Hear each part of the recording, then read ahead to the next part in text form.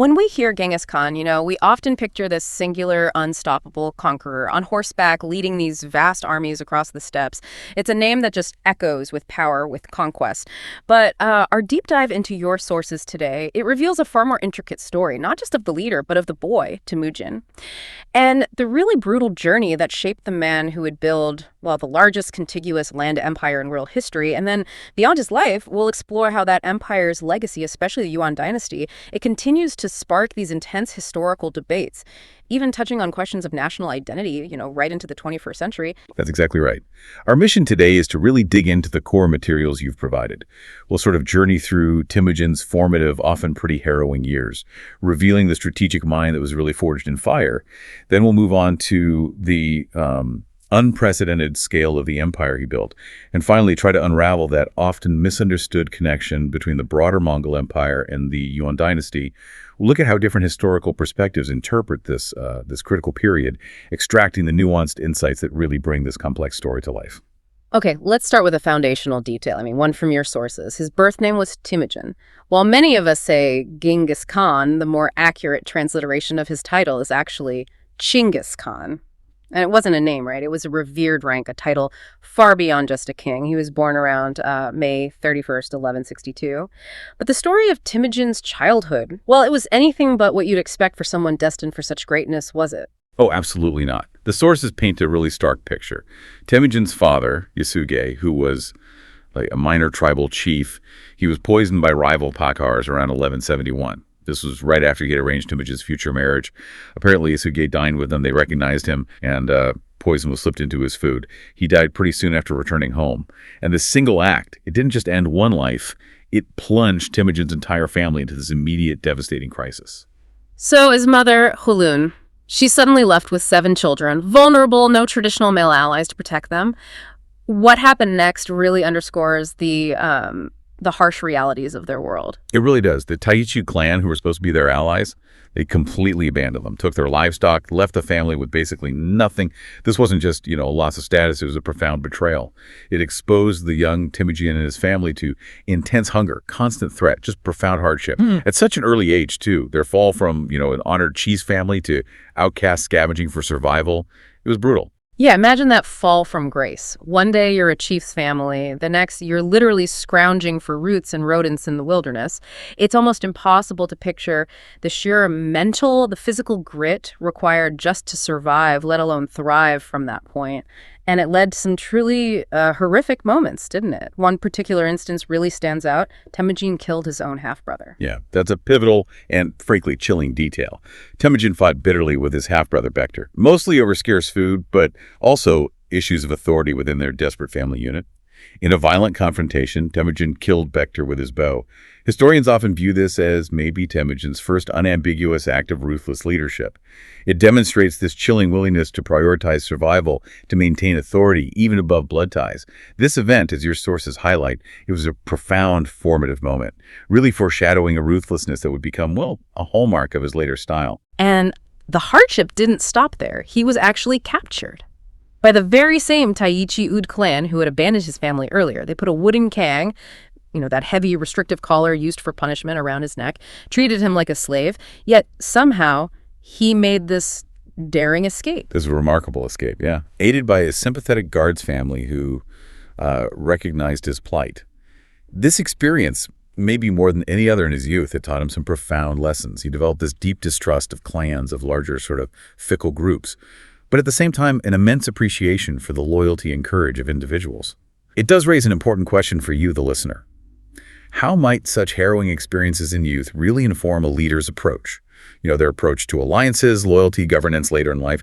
What elements of his future empire building do you think might echo these really tough early lessons? And we really can't overlook the crucial role of his mother, Hulun, during all of this. Beyond just being resourceful, keeping them alive, she sounds like she was this powerful emotional and psychological force for Temujin, constantly modeling resilience. How pivotal was that, do you think, in shaping his later capacity to inspire that fierce loyalty himself? Oh, her influence was immense. Hulun's unwavering resolve, her ability to lead her family through just extreme adversity, it became a direct model for Temujin's later leadership style. Yeah. She instilled in him resilience, yes, but also ambition, constantly reminding him that despite their suffering, he was destined for greatness. Her capacity to overcome obstacles, to inspire loyalty in others, that was undoubtedly internalized by Temujin. It became a kind of blueprint for his own path. It's just incredible to think that a life forged in such brutal desperation could then forge something so monumental. Okay, stepping out of Temujin's personal crucible for a moment, let's talk about the sheer mind-boggling scale of the Mongol Empire he created. Our sources tell us that at its greatest extent, this is between 1279 and 1294, under his descendants, especially Kublai Khan, it was the largest contiguous land empire in all of world history. That's an astonishing fact that really puts his achievement into perspective. Can you help us grasp just how vast that truly was? It's a truly staggering scale. I mean, imagine this. It covered approximately 24 million square kilometers. That's 9.27 million square miles. To give you a comparison, that's nearly the size of the entire continent of Africa. Or, put another way, roughly 16% of the Earth's total land area. Its vast geographical reach stretched from the Pacific Ocean in the east, so areas like Korea and China, all the way to the Danube River in Europe. And from Siberia in the north, it extended down to Persia and significant parts of the Middle East. If we connect this to the bigger picture, it literally linked Asia, the Middle East, and Europe in a way no other empire had before, or arguably since. This created the groundwork for, well, unprecedented future global interactions and cultural exchanges. He's often called a genius, right? But what makes Genghis Khan's approach feel so incredibly modern, even way back in the 13th century? Our sources really break down the core of that genius, don't they? What are the key areas that stand out? They do, and it's fascinating. The sources highlight 4 major categories of his genius. Yeah. His revolutionary military strategy, his approach to administration and unity, his keen economic vision, and finally, his surprising modern relevance. Okay, let's start with military strategy. That's what he's maybe most famous for. It wasn't just about having big armies, was it? He seems to have completely revolutionized warfare. Indeed. His military genius wasn't just in the tools, like those powerful compound bows or the lightning speed of his cavalry. It was his integrated psychological warfare. Oh. He used fast horsemen, yes, but also these meticulously planned, feigned retreats. These weren't just tricks. They were like ambushes designed to break enemy morale, mess up their command structures long before the final charge. Yeah. And crucially, he built armies based on merit, loyalty, and discipline, not family lineage. That was a truly revolutionary concept for the time. And this enabled him to consistently defeat forces that were many times larger than his own. Right.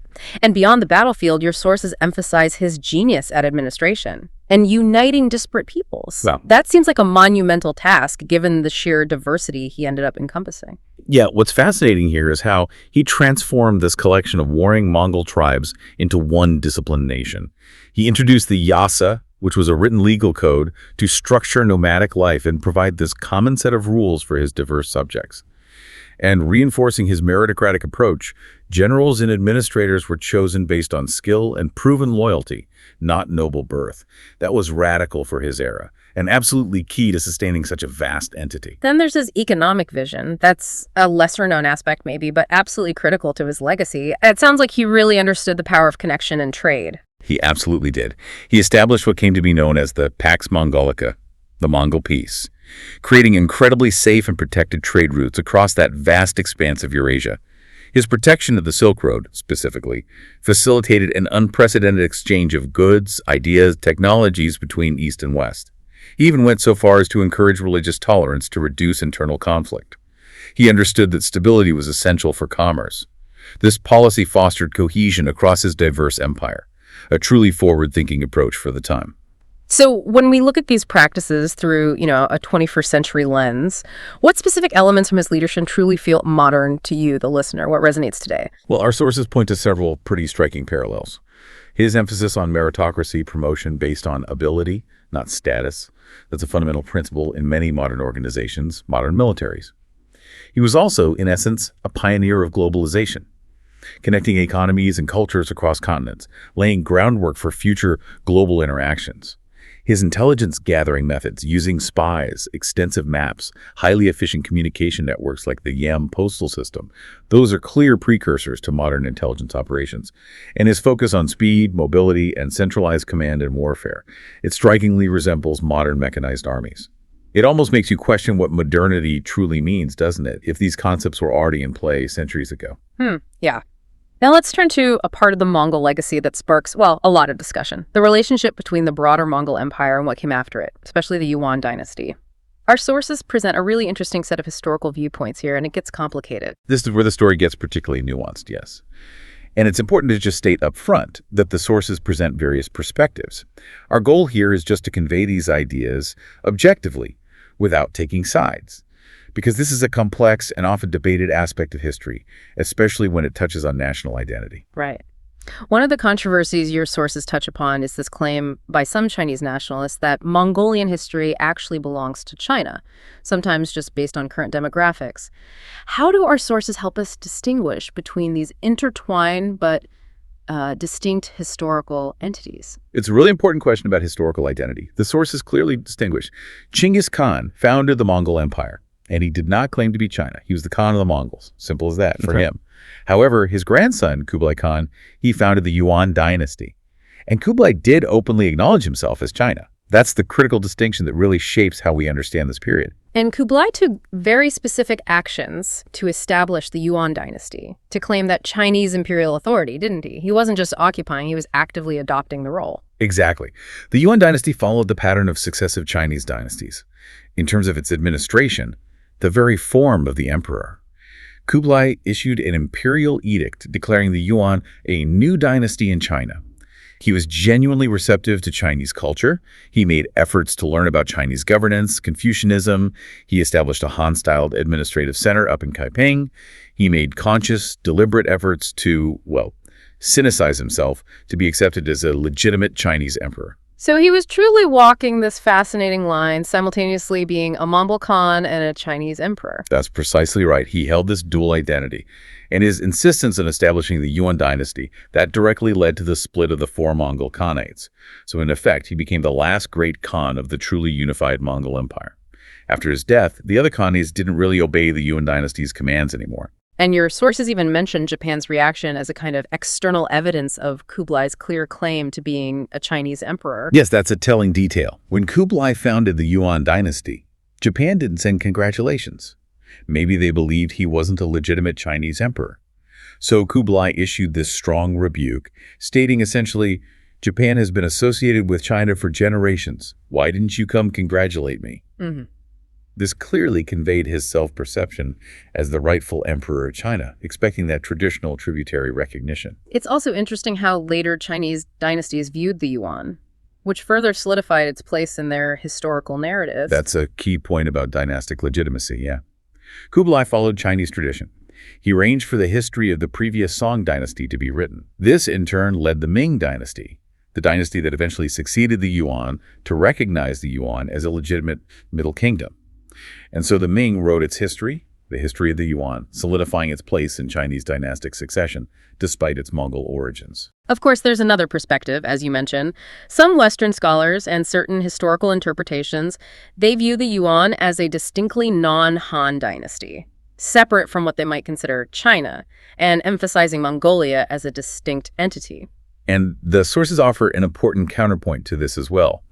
They remind us that China was primarily a geographical concept, the country of the center, until really 1911. It wasn't solely a national one defined purely by ethnicity, not for most of its history. Chinese history, after all, includes many non-Han emperors throughout its long timeline. And the complexities don't stop there.